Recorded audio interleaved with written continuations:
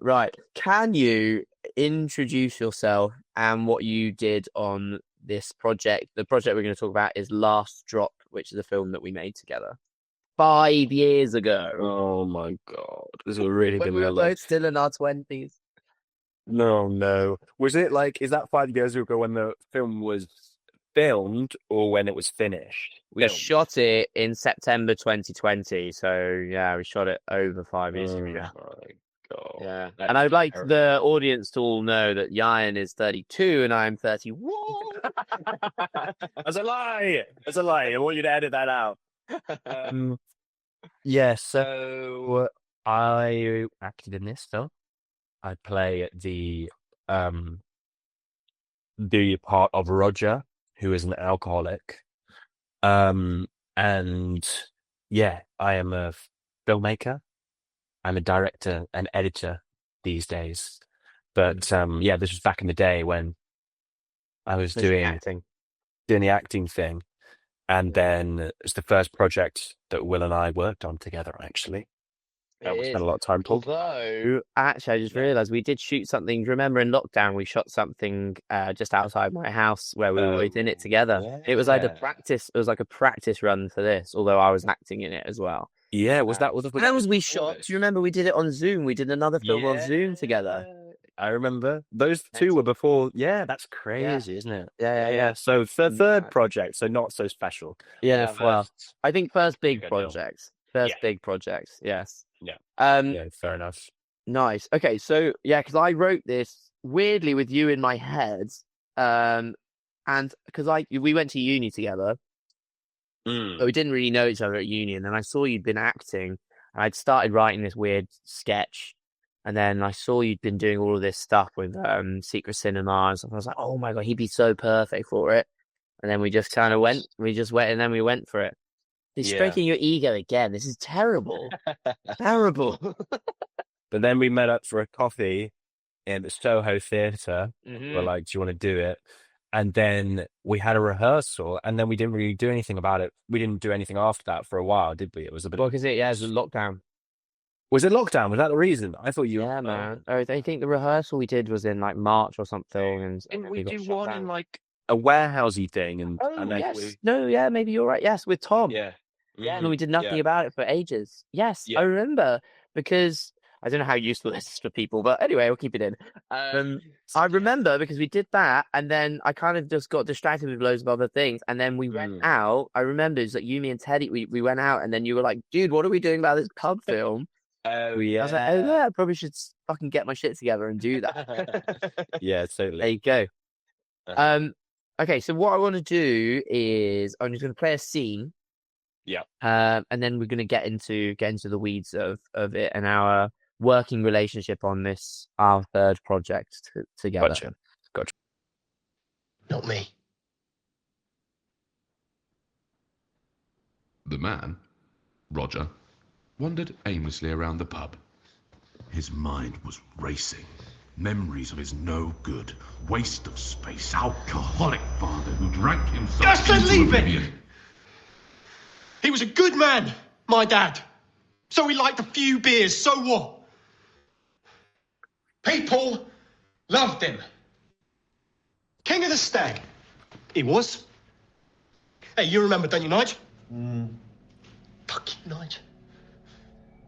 This place, it wouldn't be here if it wasn't for my dad, so show some respect. You idolized him. So what if I did?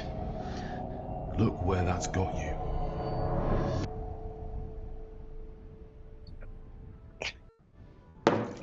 I'm all right.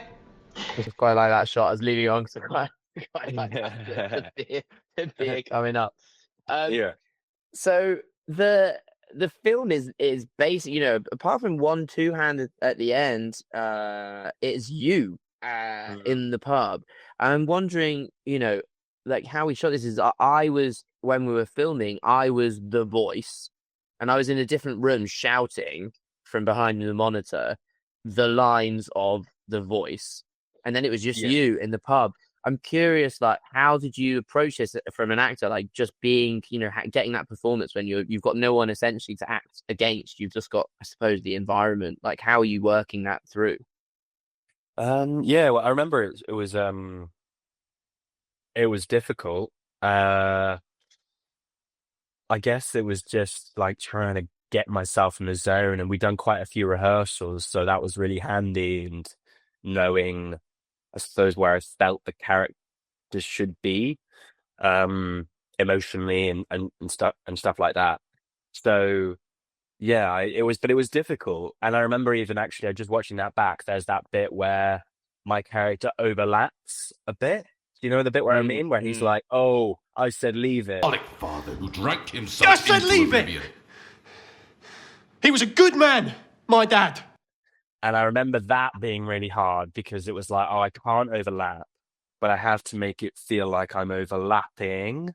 So I think you might have even stopped talking at a certain point. Yeah, to come in. Yeah, so you had to know exactly the timing.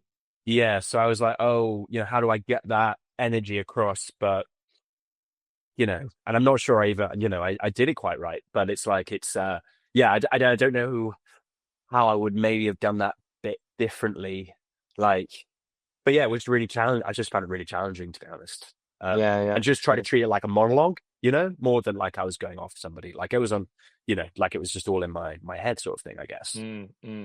Yeah, I remember it being, not really thinking how challenging that would be before we were filming it, and then realizing, oh, okay, well, I've got to be the voice because I'm the one that knows it the best. Yeah. And you've done all the rehearsals, and then trying to make sure that I'm behind the monitor giving you the right energy as well. Like, I can't be whispering some of that, especially when it's like like the two of you kind of go, the voice and Roger are going at each other in that scene. It's like trying to, like, okay, I've got to give him the right energy. In fairness, like, you I guess you should be able, as an actor, to be able to do that, because like even when you go into an audition or something like that and the casting assistant isn't giving you the lines, like you still need to be able to deliver. So that, I don't know, it wasn't like a thing where I felt like, God, where's my voice, my actual voice, like, that sort of thing. It was that's where it is. Yeah, it's fair. I was wondering if it gave you more like freedom in a way. If it, like you say, it was really challenging, but did it give you more freedom in some other ways when you were performing? Maybe like it kind of just maybe allowed me to do what I thought would be a good place to go, like a good, like the journey of it or whatever, the emotional journey of the character. And I don't really know, to be honest. Like, interesting to see one with Tom and one without. He was supposed to be there, wasn't he? Yeah, he was meant to be in the room, but I think he got COVID. So yeah, he was there. How would you approach, out of curiosity, how would you approach as a filmmaker the bit where I overlap the dialogue now? Oh, in that way, you're like, where you shout about your dad. Yeah, when it's like, I said leave it. I think I would have to leave it, or I would talk to the sound designer saying, I want to do this. Yeah. And see if there's a way around, can I shout at the same time? Which you can't really, but I'm like, is there a way I can take away that last bit of line? Or it's, like I did, essentially shout up to that exact point. To make it or something like that. Maybe you would have to do it if you had the budget for it. I do quite a lot of things differently actually as well. And like, my original plan was to have, like we say, Tom, who does voice to voice, to be there on the day shouting stuff at you and be, have something for you to really play off. Because that's what we did in the rehearsals. We had him walking around you and going, he's got such a great voice. So it was a shame we didn't have him, but I think it was for me as a director, it was quite a good challenge, because it was like, well, energy then to you. I think there's another good point. I wanted to go and just watch a couple other things back, where one is it was again very technical for your movement, the camera movement, and the voice. And then the other one was where we'll talk about that as well. I'm just going to play the scene one. Fucking watch yourself, Nigel. The man was even more confused now. Could the beer be talking to him? No, it's definitely not the beer. Maybe the bartender was playing a trick. What could it possibly be? Come on then. Show yourself. Come out here and face me. Like a man. Let's have it, you and me.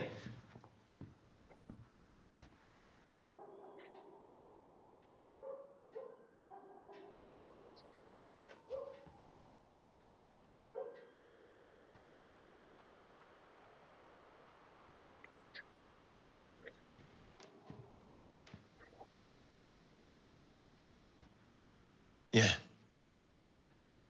That's what I thought.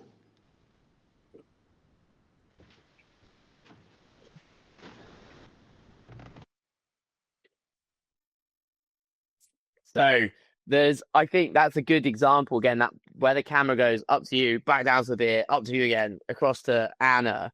Like, I remember that being a massive challenge on the day. I'm wondering from your point of view, like, it's like, okay, well, I need, like, it's very technical. I suppose at that point, it's just very technical, isn't it, for that specific bit? Yeah. I thought that it was really fun to do. You know, like try and figure out, and it made sense, and it was like just trying to be in I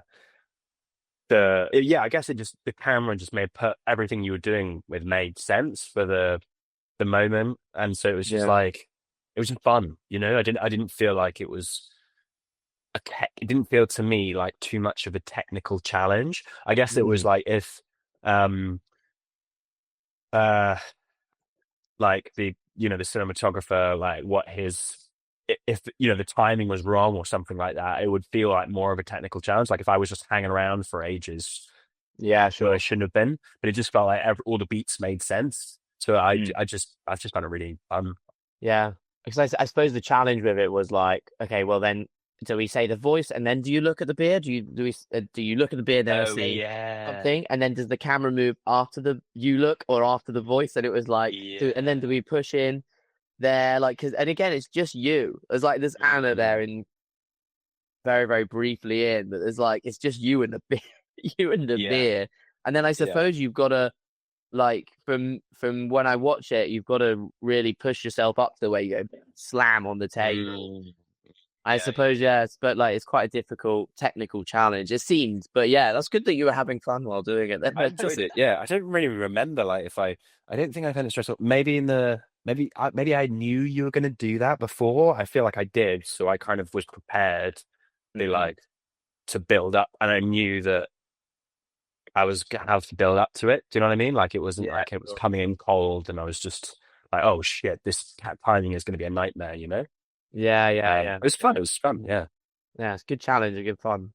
And then there's a bit. So after that, we have you grabbing your beer and walking to the corner of the room. Yeah. And I think this would be quite an interesting just discussion for people to listen to, just like the director and actor relationship. And I remember on the day, and this is like, being fully honest, this is like 5 years ago, and I didn't have anywhere near as much experience as I do now. I remember going, and I'd set up the shots, and I'd had Benji, the DP, I'd had him light, in that corner of the room where you end up. So I was like, he's going to go there. But then I hadn't actually talked to you about like where you were going. And I remember it was like, I was like, yeah, okay, so then we're going to start here, then the camera's going to down, up, and then then we're out here, and then I need you to go to the corner of the room. And then you're like, but why? I was like, I just need you to go to the corner of the room. And I was hoping you could kind of talk me through like what happened there, and like what your thinking was, because we eventually obviously got you to the corner of the room, but like what I guess what you needed from me, or what you would need from a director as an actor in that situation where the director's like, I need you to go to the corner of the room. And essentially, I think my reason was because my shot's there. Yeah. Well, I guess the it's like, what is the character motivation for him to walk into the corner of the room? And it was something we hadn't really discussed. And so I was like, well, why would I go over there? What's the reason?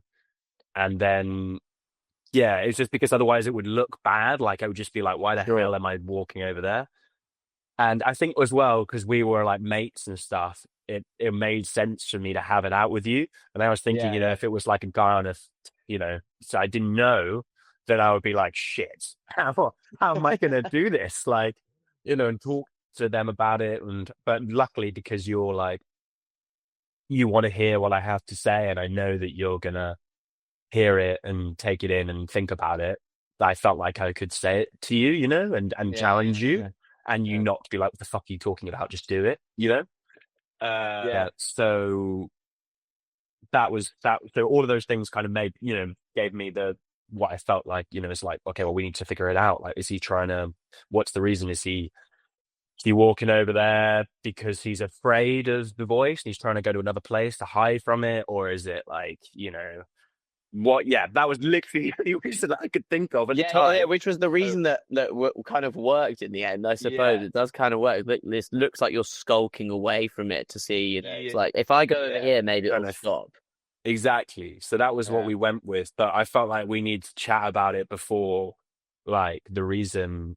Otherwise, we wouldn't be on the same page or whatever, like, and that's what we went with, basically. I think you're right as well. It's like, if you didn't believe why you're going over there, it would look not great if you'd just been told you're over there. Exactly. I suppose you got to just kind of make something. And I remember so vividly going, and I was like, Benji, I need some help. I need to get him over there. Yeah. Like, he's like, and basically the light looks really nice from there. You're like, but that's not a reason. That's not a reason for me to go there. But I was like, we need to think about this, and I can't really remember how it went, but I was like, we need to ring for a reason. Like, why wouldn't I just stay here?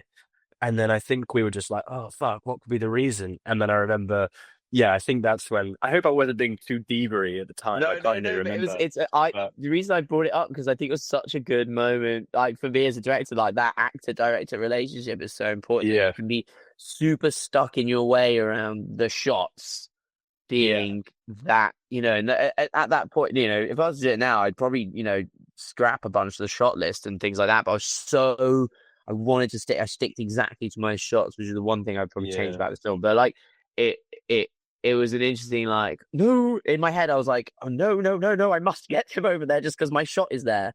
But then it's like, what's the motivation for it? Why is it there? So blocking is so important, right? Like, and I think there you go. Yeah. No, it definitely works. Yeah. But I think it works because, like you say, we came up with the reason, and it works for the story. Yeah. But I think it's a good like, that's what, a lot of directing and acting, like that the two things together. There's a lot of that goes on that should go on. Yeah. And if it doesn't feel real, then what's the point in it? Yeah, totally. And I think that, like, the way, that you just kind of had set it up for us was that, like, we could have that conversation, which I think was really nice and not normal, like, in terms of, maybe it's because you're not usually friends with the director, but in my experience up to that point, you're usually kind of like, you don't really feel like you can say that thing to them. And if you do say it, you kind of feel like they're going to dismiss you and just be like, no, but I need to do that because of blah, blah, blah. Do you know what I mean? But then, I think it's good to listen. Recently in these discussions with other people as well, one thing that's come up, I'm wondering what your take is on it. It's a slight digression, is like being the director involving people sooner so that you're kind of all developing with the project. So like Jack, for instance, who did the score of my latest film, he's like, it's nice to be involved from the beginning, because then you're in it and it's not like I've just been hired to, like, for him do the score, or you just to come in and say the words. Yeah, interesting. Yeah, I mean, I think this was what happened with us on this, was because, like, you did involve me basically from the beginning, right? Like the very beginning of the idea, and that was nice. I mean, I guess it depends what kind of dynamic you got with a person, because, like, say some composers will be kind of like, for fuck's sake, like, I don't want to have to do all work. Yeah. I think some people will be like, no, do you know what? Just get it to me and I'll do it and it's done. And then especially if it's a passion project, it's like, I don't want to dedicate too much time to this. But then other people are quite keen. But I think that's just about, like, the kind of collaborator that you've got. Like, obviously we were on like a mate's level, so it made sense for us to just go at it together. Would you agree with that? Yeah. Like, it's like, I think definitely. I think it's a good, like that's that our working relationship was like that on that, It's, yeah. And with people I'm working with now, I'm like trying to want to get them involved, like you say, to be all in on the project, and then they have ideas, and it's good fun. I'm just gonna do one last scene and one last question, and then I shall let you go. I know you're enjoying having me ask you so many questions as well. That's stroking your ego. I just thought it would be good to go through this scene with you and Neil, because I went through it from his side, his perspective on it, and just see where you just get your take on it.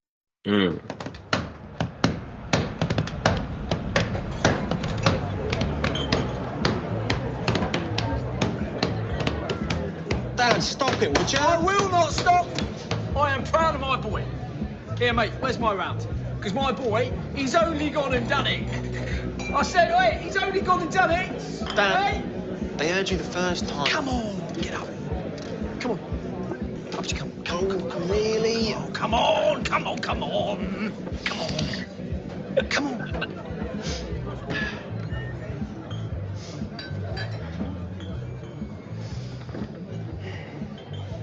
To the best carpenter in the world. You done me proud, son. Right? Thanks, Dad.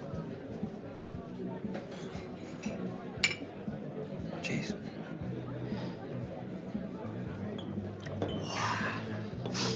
Come on in.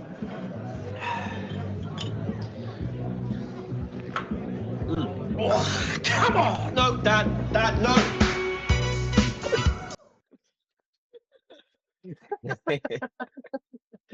He's so class, isn't he? So It's so good.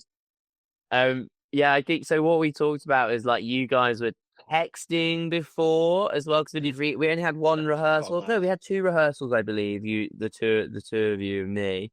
Yeah. And then, because it's your only scene with another actor in this, it's quite an interesting one, like how you switch to that, Yeah, that was so funny that we were texting. I'd forgotten about that. But yeah, I guess like Neil's so lovely, and the texting back and forth I did think helped us, like, because he was just texting me and Carrot like these hilarious things, about like what, just like all sorts of like really inappropriate dad things to say to your son that you'd be really embarrassed about. And then I guess we just kind of really got on when we met each other, which I actually do think really helped, because then we could just be like, yeah, exactly, like, or like, when he was doing those things, like our heads are touching and all that sort of thing, like I felt very comfortable to do all that stuff, and I felt like he was really good, and I just wanted to kind of just bounce off of him, because he's driving the scene, I suppose. So no, I thought just Neil basically, my point is Neil's great, so it's easy to kind of, I think, have a scene sort of work when it's like Neil's involved, basically. It's a good contrast, I think, there, how you are versus how he is in that scene, the embarrassment of this is like so fucking proud of his kid. It's I think it's my favorite scene of the whole thing. How did you do the lens thing at the end when he's dancing? What did you do there? Was that all in post, or was Put that Vaseline on the sides of the lens? It looks so. I forgot. I forgot you actually did that practically. That's amazing. I believe so. I might have to ask Benji. I know we were definitely talking about that. I'm pretty certain he did that, and then we did some stuff to it in the grade. The whole dance scene, because there is that really nice moment in there, because it's like a memory. It was meant to be like a bit of a memory. Same with the first set of flashbacks as well. But yeah, man. Oh, okay, nice.